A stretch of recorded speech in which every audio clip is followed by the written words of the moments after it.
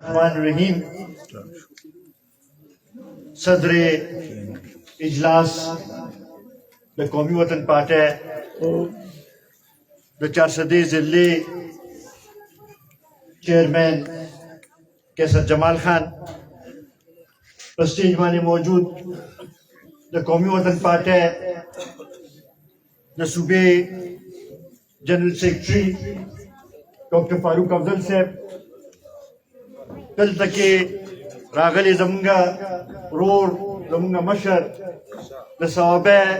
د قومي وطن پارټۍ ضلعي چیئرمین مسعود جبار خان د قومي وطن پارټۍ د صوبې وایس چیئرمین زمونږ ټولو مشر الحاج محمد هاشم خان صاحب دلته کې موجود د قومي وطن پارټۍ د پیر صاحب د پارټۍ نور مشران ماته مخامخ ناس د پارټۍ ملګرو مشرانو عزتمندو السلام علیکم د ټولو کې اول خو د خپل لخوا او د قومي وطن پارټۍ د ټولو کارکونانو د لخوا او بیا خصوصي د ملي رهبر جناب آفتاب احمد خان شیرپور صاحب د لخوا د مولانا پیر مفتی صفی الله حقانی صاحب او د هغوی د خاندان د هغوی د ملګرو ډېر زیات مشکور یم چې هغوی نن کم د اعتماد اظهار یې وکړو د کم د مینې اظهار یې وکړو او د قومي وطن پارټۍ کې چې خپل دا کم د سیاسي سفر یې شروع کړو د هغې باندې زه هغوی له مبارکي ورکوم او دا تسلي ور ورکوم چې انشاءالله یو ځای به د دې کام د دیني خدمت لپاره او د دنیاوي خدمت لپاره به یو ځای مشترکه طور باندې به یو ځای به چلو به او دا کام به ترسره کړو زه په دې موقع باندې پیر صاحب ته او د هغوی ملګرو ته په دې باندې معذرت هم کوم چې زمونږ پروګرام دا و چې نن به مشر په خپله راځي خو د هغوی څه لږ داسې مجبوري وه چې د هغې د وجې نه نن هغه پروګرام یا به دا یو هفته لیټ کېدو او یا به نن دغه کېدو نو پیر صاحب بیا دا وویل چې یاره لیټ کوو خو نه نو بیا مشر دا فیصله وکړه چې یاره زه به دوه څلور ورځو کې دننه راځم به پیر صاحب له او د هغوی ځای ته به زه پخپله به راځم به او دلته کې به حاضري به کوم نن وروڼو د داسې عالمان صاحبان داسې مشران د هغوی د قومي وطن پارټۍ انتخاب کول چې دی دا د دې خبرې نشاندهي کوي چې په پښتونخوا کې د هر مکتبه فکر راهنمایي او نمایندګي چې ده هغه قومي وطن پارټي کوي او انشاءالله مونږ عالمانو صاحبانو ته مونږ خپل ځوانانو ته زه د پیر صاحب په دې باندې مشهور یم چې ما ته پته ده چې د دوی ډېر لوی حلقه اثر دی او د دوی راتلو سره به قومي وطن پارټي نور هم مضبوطېږي انشاءالله دوی ته یو طاقت هم میلاویږي خو دې سره سره څه ذمهوارۍ هم چې دي هغه هم سرته رسول پکار دی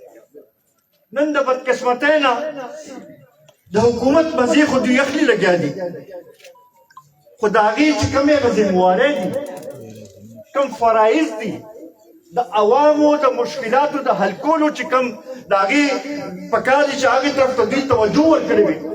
نن موږ ته د هغې فقدان ښکاري او موږ ته نه ښکاري چې دوی هغې طرف ته توجه ورکړي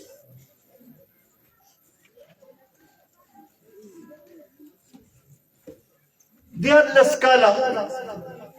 مختلف وعدې وشوې د 50 لکه کورونو جوړولو واده وشوه، د 1 کروڑ نوکریو ورکولو واده وشوه، د احتساب کولو واده وشوه، د کرپشن ختمولو واده وشوه. خو که موږ نن وګورو نو زموږ صوبه چې ده هغه نور هم مشکلاتو نه تیریږي لګیا ده او د هغې په مشکلاتو کې هغه بدل رہا ہے خیبر پختونخوا په 2013 کې دوی ناره لګولې وه. اوس پورې خو موږ هغه بدل د عوامو په مشکلاتو کې اضافه ولیدله. زمونږ قرضې 200% هغې کې اضافه وشوه. زمونږ هغه تعلیمي نظام چې په کار چې هغه نور بهتر کړی شوی وي ځکه چې دوی وایي چې مونږ تعلیمي ایمرجنسي نافظ کړې ده، هغه دې حد ته راله چې نن هغه سرکاري سکولونه، هغه سرکاري کالجونه چې هغه زما د دې علاقې د غریبانانو لپاره جوړ شوي، د دې ځای د هغه خلکو لپاره جوړ شوي چې د چا دا وس نه و چې هغوی په غټ غټ سکولونو کې په لوی لوی ادارو کې خپل بچو له تعلیم ورکړي چې هغوی ته یو موقع میلاو شي. نن هغه سکولونه، نن هغه کالجونه چې دي هغه دوی پرایویټایز کوي لګیا دي او هغه غریبانان چې دی هغه د هغې سهولت نه چې دی محرومه کوي لګیا دي. نن هغه د صحت ایمرجنسي چېرته لاړه چې هسپتالونه چې دی هغه پرایویټایز شو. دا اوس تاسو وکتل په دې ډنګي کې چا د چا تپوس وکړو، حکومت څه وکړل دې خلکو لپاره. یو وخت و چې په لاهور کې به ډنګي کیس وشو نو یوه پارټي وه چې هغه به راپاڅېدل او هغوی به د هغې باندې ډېر شور کو او ویې به چې دا د دې صوبایي حکومت ناکامي ده. د هغې وخت وزیر اعلی به یې یادو چې دا د ده ناکامي ده. نن موږ دوی نه تپوس کوو چې آیا دا د دې پي ټي آی حکومت ناکامي نه ده، دا د دې وزیر اعلی ناکامي نه ده چې دلته کې غریبانان چې دی هغوی روزانه په بنیاد باندې د ډینګي مرض نه تېرېږي او د هغوی څوک تپوس والا نشته. که دلته کې وګورو نو زمونږ بعضې ناظمان صاحبان هم ناست دي. 4 کاله وشو چې د بلدیتي الیکشن شوی دی، خو زما خیال دی چې دوی سره چې کوم لوبې ټوکې وشوې زما خیال دی داسې چې ته په تاریخ کې دوی سره نه شوې. الیکشن خو یې وکړو، د الیکشن نه مخکې دعوې ډېرې کړې وې چې داسې اختیار به وي او داسې اختیار به وي، خو په دې 4 کاله کې دې غریبانانو له هېڅ قسمه اختیار یې نه ورکوو، نه یې ونه وسایلو کې زیات د امن صورتحال چې دی رس تر رضا خرابېږي لګیا دی. دوی تېر یو څو ورځې مخکې په صوبایي اسمبلۍ کې جرګه یې وکړه، په هغه وخت کې مونږ دا خبره کړې وه نن هغه مسایلو د حل لپاره به ولاړه به عزتمندو. زه یو ځل بیا د پیر صاحب د هغوی د خاندان د هغوی د ملګرو ډېر زیات مشکور یم. انشاءالله زما دا یقین دی چې د دوی د نیکو قدمونو سره به نور هم دا پارټۍ ته به تقویت میلاویږي به او موږ له به الله تعالی دا همت راکوي چې نور هم ښه انداز سره دا خپل د دې قوم هم دیني خدمت هم وکړو او هم دنیاوي خدمت. زه په دې موقع باندې که د خواري فقیر ګل شکریه ادا نه کړم بخښنه به ډېر زیات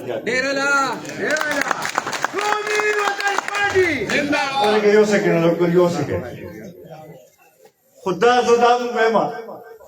چې دې یو مثال دی زموږ ټولو کارګرانو لپاره چې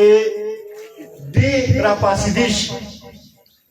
او تلی شي او د خپل د پاټۍ خبره یې ښه شي نو ولې نه مونږ ټول دلته کې ولې داسې غلي ناست دا اوس مونږ لپاره یو مثال دی چې مونږ د ده په تکلیف کې راپاسو او ورشو او زما دا یقین دی چې چېرته هم تاسو لاړ شئ د شهید وطن حیات محمد خان شیرپا نوم واخلئ د ملي رهبر جناب آفتاب احمد خان شیرپا نوم واخلئ نو تاسو ته به څوک انکار نه کوي انشاءالله دا زما تمه ده چې ټول ملګري دلته چې موجود دي هغوی به هم نن نه راپاسي به او امداسې همت په شروع کوي به زه یو ځل بیا د پیر صاحب د هغوی د ملګرو د هغوی د خاندان ډېر زیات مشکور یم دلته کې راغلي د ټولو ملګرو ډېر زیات مشکور یم چې ډېر شارټ نوټس باندې تاسو راغلی په دې پروګرام کې شریک شوئ او انشاءالله مسعود جبار خان خو هغې طرف ته اشاره وکړه خالي صوابه کې نه دلته چارسدې کې هم ډېر ښه خبرونه اورئ او انشاءالله پوره صوبې کې به ښه خبرونه به اورئ او انشاءالله خلک په سترګې ساتي ډېره مهرباني کوي